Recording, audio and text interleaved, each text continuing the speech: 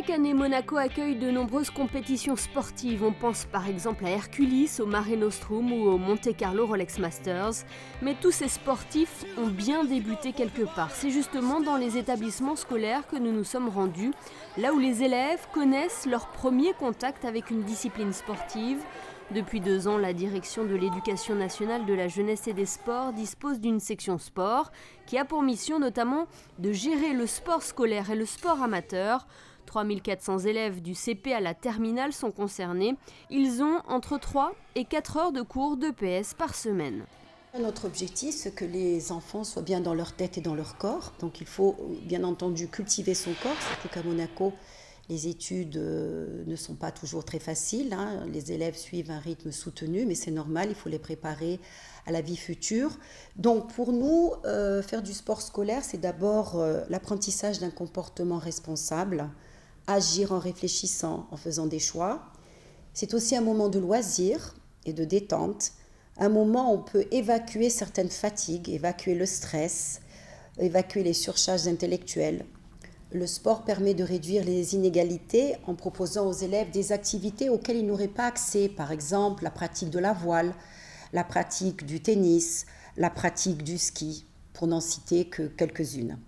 Et de plus, exercer un grand nombre de disciplines, une vingtaine, encourage la pratique en club jusqu'à son plus haut niveau. Donner envie de s'impliquer pour ensuite s'inscrire dans un club amateur vers une pratique au haut niveau. Telle est donc l'ambition de cette section sport de la DENJS.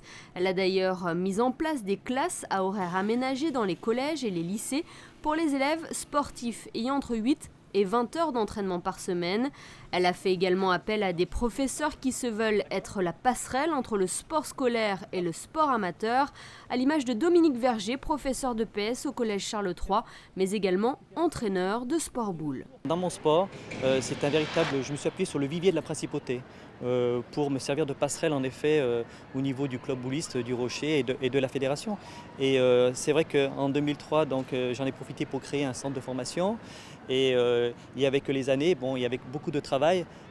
Ça nous a permis de sortir des sportifs de haut niveau. On a obtenu quand même des titres de vice-champion du monde au niveau des jeunes, mais également au niveau des féminines. Et ça, c'est une nouveauté. On a obtenu quand même 2 médailles de bronze au dernier championnat d'Europe.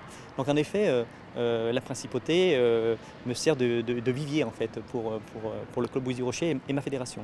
La direction de l'Éducation nationale de la jeunesse et des sports possède donc un lien privilégié avec les clubs amateurs qui peuvent bénéficier d'infrastructures de grande qualité. Il y a, on va dire, 2 types d'infrastructures sportives. Il y en a qui sont gérées directement par l'État. Je prends l'exemple du Stade Louis II, de l'espace Saint-Antoine, mais également des 6 gymnases scolaires implantés dans les écoles. Mais il y a également 2 piscines scolaires, dont notamment celle de l'Annonciade. Et à côté de ça, la DENJS s'occupe également de gérer les plannings d'autres entités. Par exemple, les sites gérés par la mairie, ce sont les Moneghetti, la patinoire, le yacht club, la société nautique, le centre aquatique. Donc ce sont des sites assez diversifiés.